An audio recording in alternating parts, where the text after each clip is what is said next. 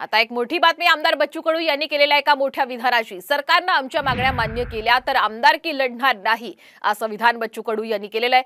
19 जुलैला सरकारला आमच्या मागण्यांचं निवेदन देणार, त्यांनी सर्व मागण्या मान्य केल्या तर माझी सीट महायुतीला देणार असं बच्चू कडू यांनी म्हटलेलं आहे। महायुतीमध्ये नसल्याचं सुद्धा त्यांनी यावेळी म्हटलंय।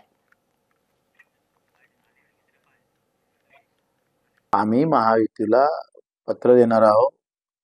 त्याच्यामध्ये शेतकऱ्यांचे मुद्दे, दिव्यांगांचे मुद्दे आणि युतीनं जर ते कबूल केलं आणि घोषणा केली तर माझी सीट बच्चू कडू आमदारकी लढणार नाही, ते युतीला देणार, माझी स्वतःची। आमचा पेरणी ते कापणीपर्यंत सगळे कामं एमआरजीएस मध्ये झाले पाहिजे। 50% नफा धरून भाव जाहीर केला पाहिजे। तुमच्या शिक्षण आणि आरोग्य ही जी विषमता वाढत चाललेली आहे, तिसरी आघाडीने शेतकरी, शेतमजूर, कष्टकरी, वंचित यांची आघाडी एक तयार करू। त्याला तिसरी आघाडी नाही, आमची पहिली आघाडी राहील। यांच्या बाकीच्या नंतरच्या आघाड्या। कुठं म्हटलं मी महायुतीमध्ये आहे? कोण म्हटलंय? महाराष्ट्रातील सर्व बातम्यांचे विश्वासार्ह व्यासपीठ, सकाळच्या सर्व सोशल मीडिया प्लॅटफॉर्मला लाईक, फॉलो आणि सबस्क्राईब करा।